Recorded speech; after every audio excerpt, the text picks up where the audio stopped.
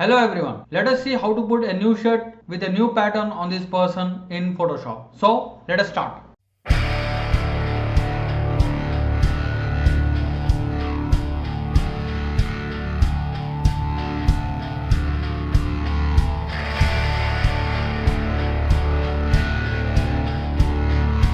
So our first task is to select the shirt.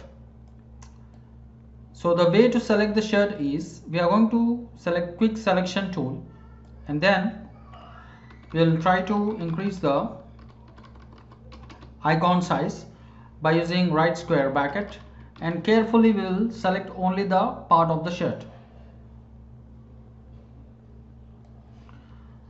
So don't select any unwanted areas that don't fall within the shirt portion. So we have to subtract them.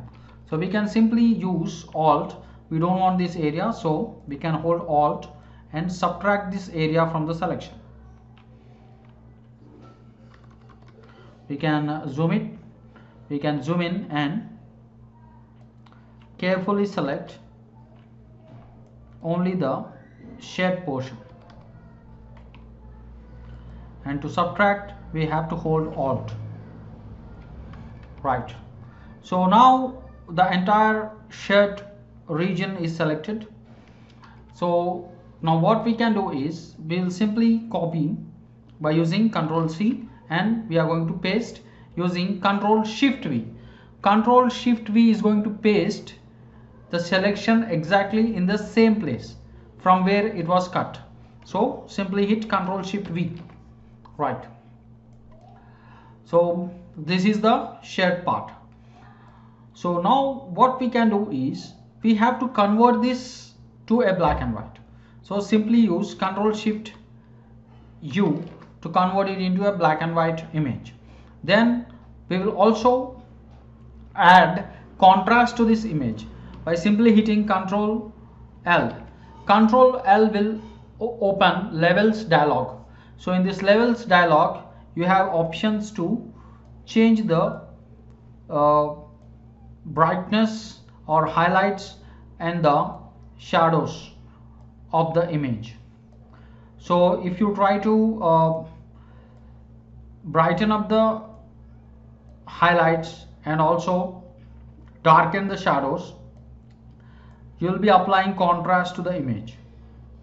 So all these sliders represent highlights, shadows. This slider is for shadows, this slider is for highlights, and the center one is for midtones. So this is contrast actually. Now the image has a lot of contrast.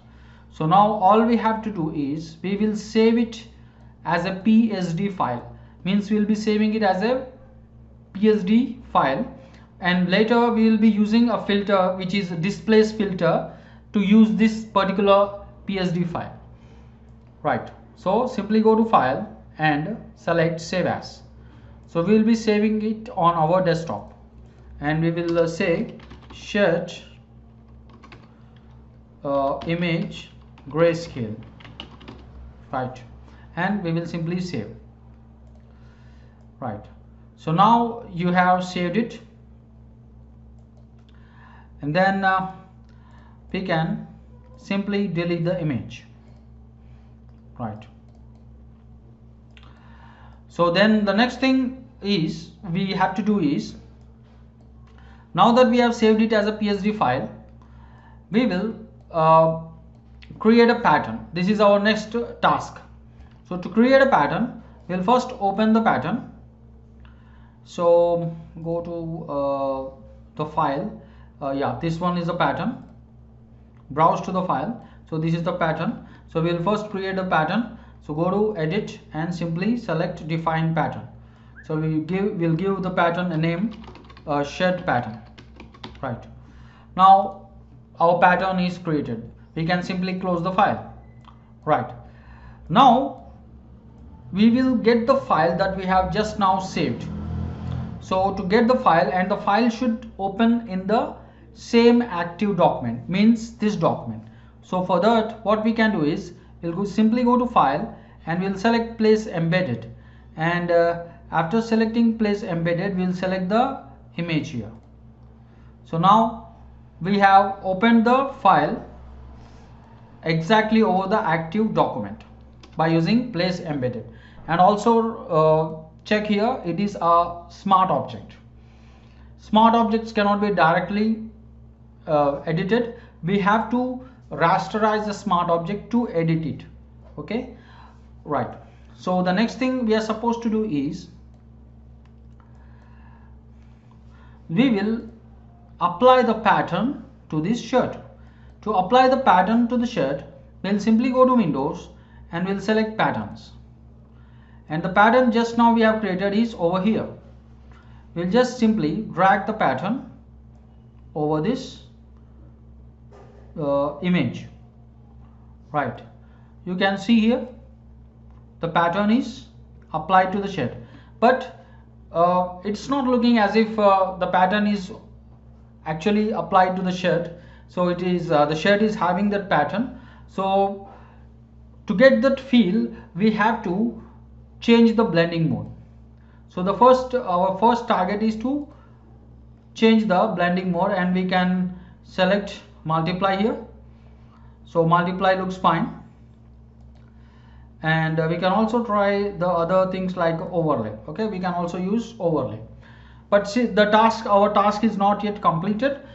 We have actually saved the black and white file because we are now going to use a filter.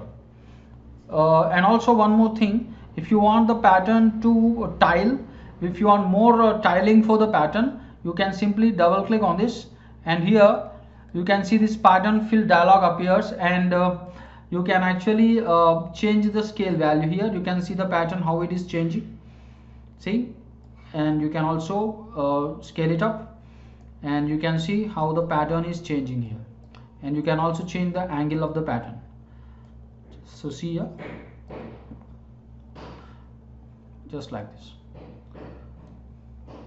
Right. So the next thing we are supposed to do is we will be applying a displace filter, so that the pattern will nicely adjust to the shirts, to the edges or to the shades, shadows and highlights of the shirt. So what we'll do is we'll just simply select this thumbnail, the pattern thumbnail, and we'll go to filter, we'll go to distort, and we'll select displace. And once you select displace, this message pops up which is telling us this fill for this layer must be rasterized or converted to a smart object before proceeding. If rasterized, it will no longer be editable as a fill. So we can use convert to smart object if you want. So simply select this, and then the moment you convert it to smart object, see this displace dialog appears. Here we can mention the horizontal scale and vertical scale. If you put a higher value, the displace effect will be too high, too much. If you put a lower value, the displace effect will not be too much, will be somewhat less. So we can actually do some trial and error here. So we will put 5 in the horizontal scale and vertical scale, which is not too high or too less. So we'll just click OK, and then again we will browse to the same file, which is the grayscale file, shed image grayscale. So we can see the change. So if you want to just check the changes, so we will put 10 here by just double clicking on this icon. Just let's see how it looks, and we can directly check here. Okay, the change is mild, but it is there. Right. And what we can do is we can take one more duplicate here by hitting Ctrl J, and then we have to make it into a clipping mask here. So just hold Alt and just click here. Now it has become a clipping mask, and we can use other blending modes, and we can see the combination of different blending modes.